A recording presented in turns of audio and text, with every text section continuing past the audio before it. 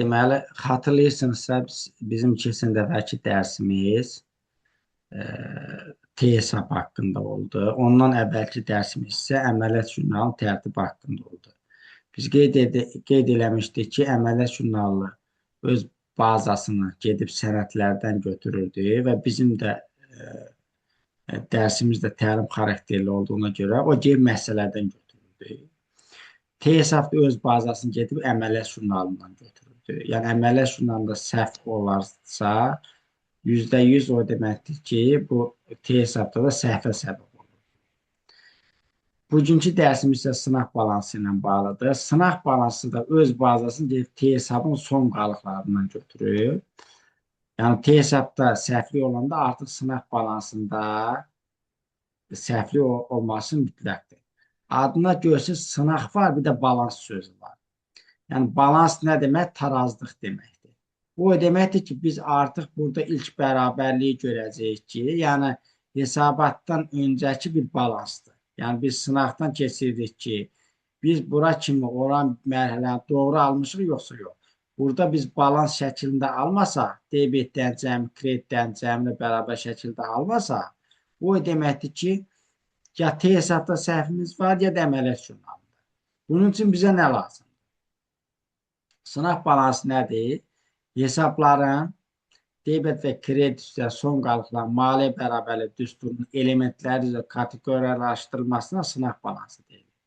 Deməli, hesabların debet və kredit üzrə qalıqlarını biz hardan bilirik? Sınaq balansından bilirik. Yaxşı, ikinci mərhələsi nədir? İkinci mərhələsi o ki, maliyyə hesabatlar düsturunun elementləri. Hansılardır bu elementlər? Aktiv, öhdəlik, kapital, gəlir, xərc, bir də lazımsa dividend. Yəni bu son qalıqların bu elementlər üzrə kateqoriyalaşdırılmasına sınaq balansı deyilir. Bunun üçün ilk mərhələdə nə lazımdır bizə? T hesab üsulu hesabların balansının əks etdirildiyi sənədə biz bilirik ki, ilkin sınaq balansı deyirlər. Çünki biz gələcəkdə praktikada son sınaq balansı da görəcəyik. İlkin sınaq balansı öz bazasını T hesabların debet və kredit üzrə yəni balanslarından götürür. Yəni son qalıqlarından götürür. Yəni hesabın son qalığı demək, o hesabın balansı deməkdir. Niyə? Girişlə çıxışı, debetlə kredit arasındakı olan fərq deməkdir. Və ilkin sınaq balansının tərtibi üçün bizə nə lazımdır? T hesabın adı, təbii ki, T hesabının üstündən götürəcəyik. T hesabının hesab nömrəsi biz bunu gələcək dərsimizdə keçəcəyik, o zaman görəcəyik. Və debet kredit üzrə balans, yəni debet kredit üzrə son qalığını götürəcəyik. Yəni ilkin sınaq balansı son qalıqları maliyyə hesabatının elementləri üzrə qruplaşdırılır. Bəzi aktiv, öhdəlik, kapital, gəlir, xərc. Və biz bilirik ki, aktivdir, xərcdir, dividenddir. Bunların artması debetdə, azalması kreditdədir. Öhdəlik, kapital, gəlir isə tam tərsinə. Bunların artması kreditdə, azalması debetdə. Bu sınaq balansını biz necə görəcəyik? Aktiv, xərc, dividend. Bunların cəmi debet üzrə son qalıqları bərabər olmalıdır. Öhdəlik, kapital, gəlir üzrə elementlərin kredit üzrə son qalıqlarına bərabər olmalıdır. Bizim sınaq balansının ilkin nümunəsi, yəni biz burada ekranda gördüyümüz kimidir. Biraz bunu balacalaşdıra da bilərik. Bu cür. Yəni nədir burada? Aktiv elementlər, aktiv hesablar, öhdəlik hesabları, kapital hesabları, gəlir hesabları, xərc hesabları. Dividend hesabında adətən çox da ehtiyac yoxdur burada qeyd eləməyə. Çünki dividend hesabını artıq biz burada kapitalda qeyd edəcəyik. Və onu biləsiniz ki, cəmi debetdən cəmi kreditdən cəminə bərabər olmalıdır. Əks halda bərabər olmayanda bu deməkdir ki, biz hardasa səhvə yol vermişik. Məsəl üçün, 1000 yazmaq əvəzinə bir sıfır əksi yaza bilər, 9 səhv ala bilərik. Və yaxud məsəl üçün, belə ola bilər. Biz nəqd mal ala bilərik, pul vəsaitindən T hesabından silmərik, ancaq mal ancaq qeyd edə bilərik. Yəni, orada müxtəlif versiyalar ola bilər. Biz keçən dəfə e, T hesabı üzrə son qalığı tapmışdıq və bu dəfə isə bugünkü dərsimizdə isə onun üzərindən davam eləyəcəyik. Yəni o dərsin davam eləyəcək. Hansı dərsi üzərindən bir nömrəli məsələnin sınaq balansını tərtib eləyəcəyik. Deməli biz bir nömrəli məsələni həm əməlli şunları tərtib eləmişik, həm də T hesabı. Bu gün isə sınaq balansını tərtib edək. Sınaq balansı da öz bazasını deyib T hesabdan götürəcək. İndi biz açırıq bir nömrəli məsələnin T hesabı. Biz bilirik ki, bir nömrəli məsələnin T hesabında baxırıq bu hissəyə. Adı nədir? Pul vəsaiti. Pul vəsaiti hansı hesaba daxildir? Biz bilirik ki, bu aktiv hesaba daxildir. Burada son qalığı nədir? Baxırıq ki, son qalığı 40.500-dür. Biz həmin an götürürük pul vəsaitin adını götürürük. Bir də qalığı nə qədərdir? 40.500. Burada hansı hissədədir? Debet hissəyə yazmışıq. Görsünüz. Gəlirəm, bura yazıram pul vəsait. Burada yazıram 40.500. İkinci keçirəm. Hansı hesabdır? Nizamlama kapitalı. Hansı hesab elementə daxildir? Kapital elementinə. Məbləği nə qədərdir? 5.000. Hansı hissədədir? Kredit hissədədir. Gətirirəm, bu hissəyə yazıram. Nizamlama kapitalı və kredit sütununa. 5.000. Sonra keçirəm. Təsisçi borcu öhdəlikdir. Son qalığı nə qədərdir? 15.000. Eyni qaydada gətirirəm təsisçi borcunu öhdəlik hesabında. Bura 15.000 yazıram. Sonra gəldim. Bank krediti yenə öhdəlik hesabımda. Öhdəlik elementinə daxildir. Son qalığı 20.000-dir. Kredit hissədədir. Getdim bura 20.000. Diqqətli olmaq lazımdır ki, pulun sıfırın birini əksiz yazmayın. Əksiz yazsa növbəti mərhələdə səhv alacağıq. Alınmış borc o da öhdəlik hesabıdır. Burada da 2.000. O da bizim öhdəlik hesabımızdır. Sonra gəldi mal ambarı. Hansı hesab? Aktiv hesabımdır. Son qalığı nə qədərdir? 5500-dür. Hardadır? Debitdədir. Gələcək, burada yazacaq aktivlərə 5500. Ona görə bilmək lazımdır ki, o hesablar hansı elementi daxildir. Kreditor borc öhdəlik hesabımdır. Məbləğ nə qədərdir? 5000 və kredit hissədir.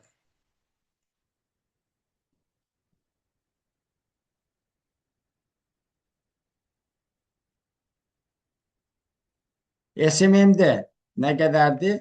3500. Və harda? Debit hissədə. Son qalıqlar tapır. Gəlib burada bir elementimizə 3500. Diqqətli olmaq lazımdır ki, bunu məsəl üçün debeti yazmaq əvvəl götürüb kreditdə yazmayasınız. Sonra gəldik. Debitor borc mal üzrə. Nə qədərdir? 6500. Debitor borc hara daxildir? Aktivlərə, demək aktiv elementlərə daxil. Cəmi debeti 6500. Gəldik bu hissəyə. Sonra gəldik. Maldan gəlir. Gəlir elementinə daxildir. Kreditdədir. Son qalığı 10.000. Kredit hissəyə.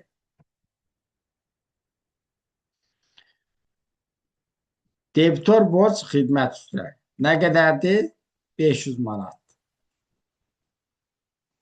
Və aktiv elementə daxildir.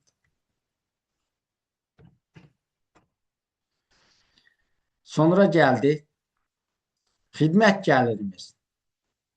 Gəlir elementinə daxildir. Kreditdə qalığı nə qədərdir? 2000.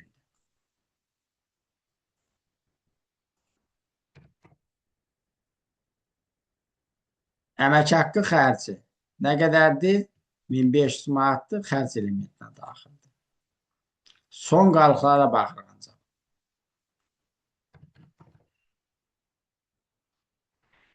Əmək haqqı öhdəliyi nə qədərdir? 500 manat. Kredit qalığına baxırıq.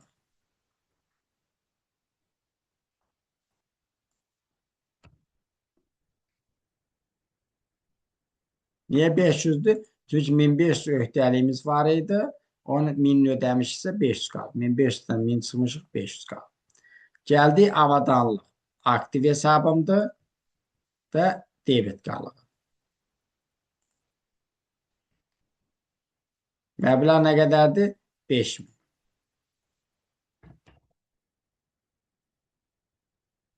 Kreditor borc nə qədərdir? 5000 manat.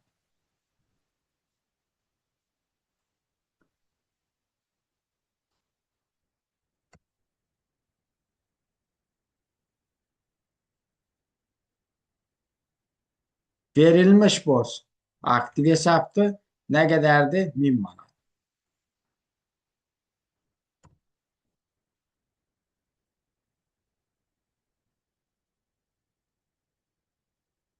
Dividend öhdəliyi yoxdur, sıfırdır, yazmağa ehtiyac yoxdur. Sıfırsa ehtiyac, adını yazmağa. Dividend ödənişim nə qədərdir? 500. Biz bunu hara yazmalıyıq? Biz bunu bura yazmalıyıq. Kapitalın elementi. Sadəcə və sadəcə o aktiv xərc, dividend bir kateqoriyada olub, debitdə artıb, kreditdə azaldığına görə azalır. Bu səbəbdən bu kapitalın elementinə aid olduğuna baxmayaraq biz onu debit hissədə yazacağıq. Bura 500 yazacağıq. Yəni kapitaldadır, ancaq bu hissəyə yazır. Bu artıq bizim olduğu ilkin sınaq balansımız. İlkin sınaq balansını əldə elədik ki, bizim əldə elədiyimiz ilkin sınaq balansı bu cürdür. İndi biz nə edəyik? Biz baxaq görək, bura kimi doğru eləmişik, yoxsa yox, ən azından. Biz doğruluğu necə bilə bilərik?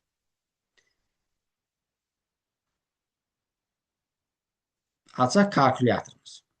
Baxaq, ilk öncə aktivlərin debitdən cəmi toplayaq. 40.500 üstə gəl 5500 üstə gəl 6500 üstə gəl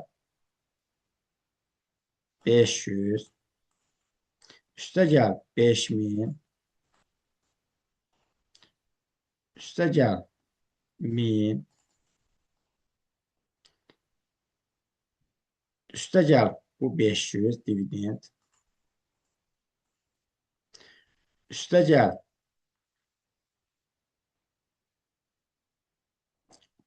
baxın gör nəyə səhv yazmışıq biz. Səhv yazdığımız yer var. Nəyə səhv yazmışıq yoldaşlar? Sıfırın birinin artıq yazdım. Yox. Yox, ora kim doğrudur. Baxın, xərci biz burada yazmalıyıq. Gəlirləri burada yazmalıyıq. Niyə? Çünki bu üçü aktivdir, dividenddir, bir də xərcdir. Onlar bir kateqoriyadan. Ancaq öhdəlikdir, kapitaldır, dividend istisna olmayan gəlir bir kateqoriyadan. Bura kimi 500'ə kimi yazdıq. Üstə gəl neçə? Üstə gəl 3500. Üstə gəl 1500. Nə qədər elədi? 64500. Biz burada aldıqca 64500 eləyir. Cəmi debitlər. İndi baxaq gör, cəmi kreditlər də o qədər eləyirmi? 15000 üstə gəl 20000 üstə gəl 2000 üstə gəl 5000 üstə gəl 500 üstə gəl təkrar 5000 üstə gəl bu 5000 üstə gəl 10.000 üstə gəl 2000 64500. Gördünüz? 64.500 64.500'e bərabər oldu. Bu bizə onu göstərir ki, biz bura kimi balansı aldıq. Biz hər ikisini 64.500 almasaydıq, birin kəm alsaydıq, birini 64.000, birini 64.500, birini 64.500, birini 63.500 alsaydıq, bu deməkdir ki, ya biz hesabda səhv eləmişik, ya da ki, əvvəlcədən əməliyyat jurnalında bir səhvimiz gedibdir.